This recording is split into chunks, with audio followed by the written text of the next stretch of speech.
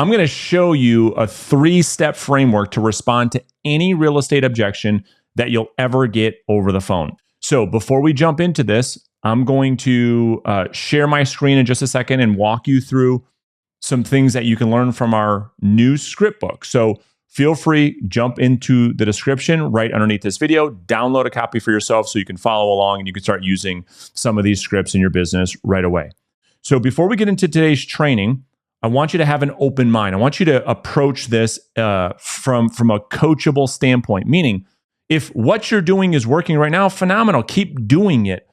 What I'm going to show you is something I've been using for almost 20 years selling over the phone that has worked amazingly. And not just that, the feedback that we're getting from the agents that I teach this to, that I coach, has been nothing but phenomenal. From the standpoint of it, it's allowed them to increase 2 of their sales ratios. Number 1 is their contact to lead ratio and their lead to appointment set ratio. So if you don't have a lot of listing leads or a lot of listing appointments because you're getting hung up on objections, this will work for you very, very well. All right, so part 1 of the framework is what we call the agreeable acknowledgement. And so I'll walk you through exactly what that looks like and what that sounds like in just a second. Part 2 of the framework is the R, or what we call responding with empathy and gaining permission to ask one more question. And then the P stands for pivoting to what we call a no-oriented if-then question. So it's ARP. A stands for the agreeable acknowledgement. R stands for responding with empathy and gaining permission to ask another question. And then the P stands for pivoting to a no-oriented if-then question. All right, so let me share my screen and I'll show you exactly what this sounds like. And I think it will make a lot more sense. All right, so if you've downloaded this, you can get, again, a copy of our brand new script book in the link right underneath this video. So when we're looking to follow the framework that I just outlined, right?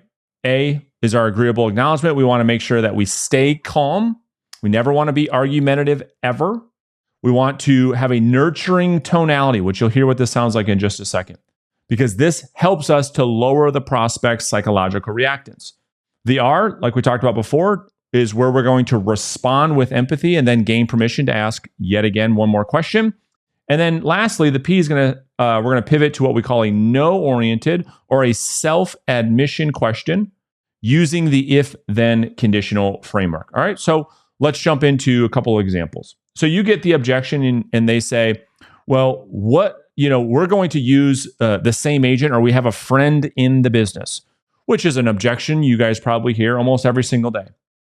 The A, we would say, listen, totally makes sense. And listen, before you hang up, can I ask you a question about that? They always say yes to that question. It's super critical. When they say, well, sure, what's up? Then you can ask a no-oriented if-then question.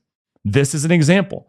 Well, since you're using the same agent, would there be any downside in potentially getting a second opinion before you make any decisions? Would there be any downside, right? It's a no-oriented question. Objection. Do you have a buyer for my property? Well, I'm glad you brought that up. That was actually the reason I was calling. Can I ask you something about that before I let you go? Well, they always say, sure. Would you be totally against the idea of having more than just one buyer interested in the home? I mean, if it meant you got the price you were looking for or more. Would you be opposed? It's a no inflection. It's a no orientation. Objection. Listen, we're going to wait on selling the property. Many of you are probably getting that every single day with interest rates and the market the way that it is. You follow the framework. Listen, makes sense with how crazy the market is. You respond with empathy. Listen, before you hang up, can I ask you a quick question about that? Then we pivot to an if-then conditional question. If you got an offer on the home with the price and terms you wanted or more, is that something you'd totally be opposed to? Because when we use the if-then conditional question framework, we're using stimulus to outline the prospect's desired outcome. Objection. Interest rates are too high. I totally understand. And I've been hearing that a lot lately. Listen, before you hang up, can I ask you a question about that? Because the call is coming to an end, prospects say, sure. What's up? If there was a massive advantage to you moving now, would you then be totally against potentially getting together to discuss your options? The if-then conditional framework has been working on you since you've been a child. If you do your homework, then you can go out and play. If you eat your vegetables, then you can have dessert. This is the same thing. Objection. We're not going to list it with a realtor. Makes sense. And you shouldn't have to in this market. Listen, before you hang up, can I ask you a question about that? Sure, what's up?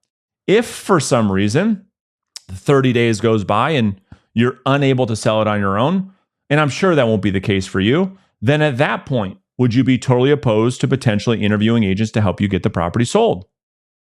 Objection. How much do you charge? Well, I'm glad you brought that up. And listen, before I let you go, can I ask you a question about that? I have a performance-based compensation plan where I only get paid if you get the offer that you're looking for or more. So I was curious if it would be a complete waste of time if we got together to discuss a plan to get your home sold. Objection. What are you going to do differently than the other agent? Well, listen, I'm glad you brought that up. And listen, before I let you go, can I ask you something about that? Well, sure. That's why I asked you. Beautiful. Because all of my clients tell me I do business completely differently, which you can be the judge of that. If I could show you a plan that resulted in your home selling for the price you wanted or more, then would you be totally against the idea of giving me the opportunity to earn your business? And you can use this framework with any objection that you ever get. What are you going to, it doesn't matter what objection you get. We're just going to follow the framework, right? We agree using that agreeable acknowledgement. Listen, I totally get it. Makes total sense. I'm with you. I've been hearing a lot of that lately in a nurturing tonality. You're smiling over the telephone. We're not coming across argumentative. We're not coming across defensive at all. I totally get it. I'm with you 100%. Totally makes sense. Of course. I've been hearing that all the time lately.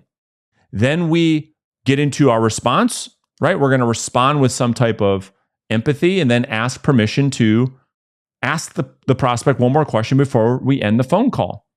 And because of that, because we're supporting the prospects, what we call their autonomy, we give them the perception that they are in control, compliance goes up.